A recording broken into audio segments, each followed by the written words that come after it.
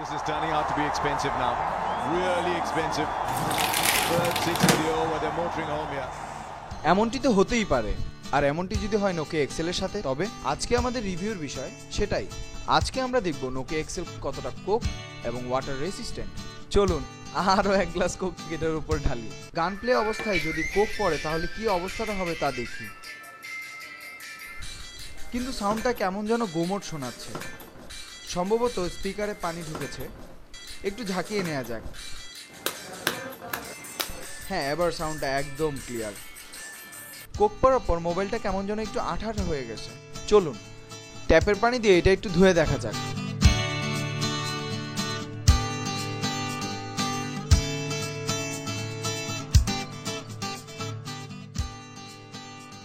Back কভারটি খুলে দেখা যাক। হ্যাঁ, আমরা দেখতে পাচ্ছি ভিতরে হালকা পানি ঢুকেছে। এই পানি বেশিক্ষণ থাকলে কিন্তু পরবর্তীতে তা সমস্যার সৃষ্টি করতে পারে। সুতরাং আপনার ফোন যদি নোকিয়া এক্সেল হয় এবং তাতে যদি পানি কিংবা কোল্ড ড্রিঙ্কস পড়ে, তাহলে আমরা সাজেস্ট করব যে তাৎক্ষণিক ফোনটি ভালো মতো ঝাঁকিয়ে পানিগুলো ঝারিয়ে নেবেন।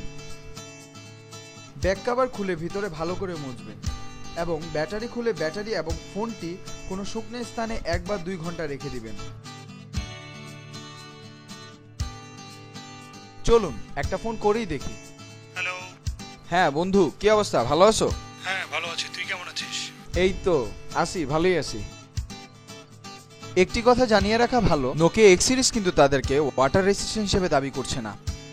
কিন্তু আমরা দেখলাম নোকিয়া এক্সেল এর উপরে পানি এবং কোক পড়ার পরেও তেমন কোনো সমস্যা দেখা যাচ্ছে না। আমাদের রিভিউটি ভালো লেগে থাকলে লাইক করুন এবং চ্যানেল সাবস্ক্রাইব করতে অবশ্যই ভুলবেন না। আর কোনো মন্তব্য থাকলে কমেন্ট করুন। নিচের দেওয়া লিঙ্কটিতে যান এবং আমাদের ফেসবুক পেজে লাইক দিন। ধন্যবাদ।